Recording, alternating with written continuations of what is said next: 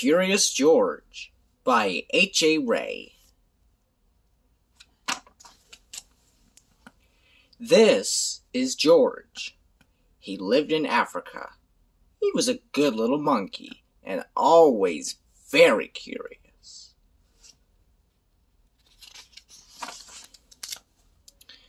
One day, George saw a man. He had on a large yellow straw hat. The man saw George, too. "What a nice little monkey," he thought. "I would like to take him home with me." He put his hat on the ground, and, of course, George was curious. He came down from the tree to look at the large yellow hat. The hat had been on the man's head. George thought it would be nice to have it on his own head. He picked it up and put it on. The hat covered George's head. He couldn't see. The man picked him up quickly and popped him into a bag. George was caught. The man with the big yellow hat put George into a little boat, and a sailor rowed them both across the water to a big ship. George was sad, but he was still a little curious. On the big ship, things began to happen. The man took off the bag. George sat on a little stool, and the man said, "George, I am going to take you to a big zoo in a big city. You will like it there. Now run along and play, but don't get into trouble." George promised to be good, but it is easy for little monkeys to forget. On the deck, he found some seagulls. He wondered how they could fly. He was very curious. Finally, he had to try. It looked easy, but... Oh, what happened? First this, and then this. Splash! Where is George? The sailors looked and looked. At last, they saw him, struggling in the water, and almost all tired out. "Man overboard!" the sailors cried as they threw him a lifebelt. George caught it and held on. At last, he was safe on board. After that, George was more careful to be a good monkey, until at last the long trip was over.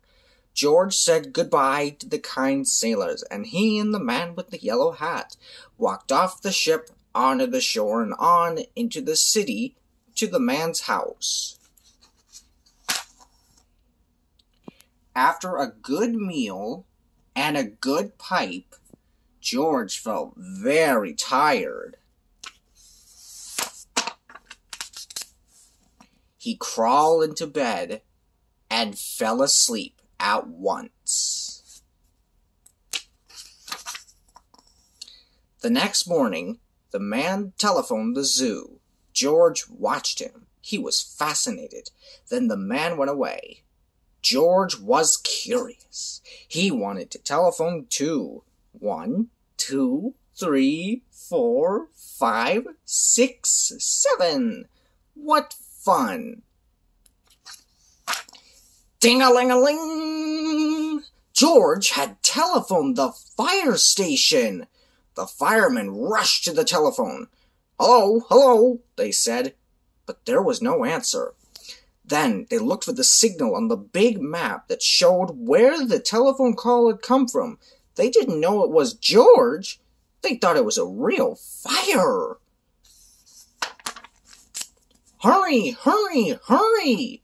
The firemen jumped onto the fire engines and onto the hook and ladders. "Ding dong, ding dong, everyone out of the way! Hurry, hurry, hurry!" The firemen rushed into the house. They opened the door. No fire! Only a naughty little monkey. Oh, catch him! Catch him! They cried.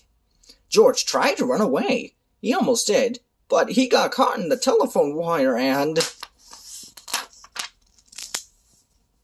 A thin fireman caught one arm, and a fat fireman caught the other. You fooled the fire department, they said. We will have to shut you up where you can't do any more harm. They took him away and shut him in a prison. George wanted to get out. He climbed up to the window to try the bars. Just then the watchman came in. He got on the wooden bed to catch George, but he was too big and heavy.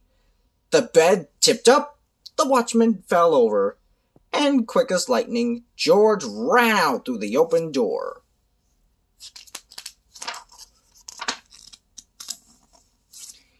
He hurried through the building and out onto the roof, and then he was lucky to be a monkey. Out he walked onto the telephone wires. Quickly and quietly over the guard's head, George walked away. He was free. Down in the street, outside the prison wall, stood a balloon man. A little girl bought a balloon for her brother. George watched. He was curious again. He felt he must have a bright red balloon.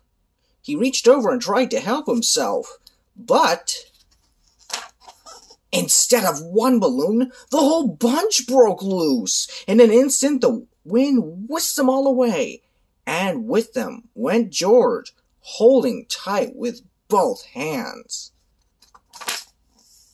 Up, up he sailed, higher and higher. The houses looked like toy houses, and the people like dolls. George was frightened. He held on very tight.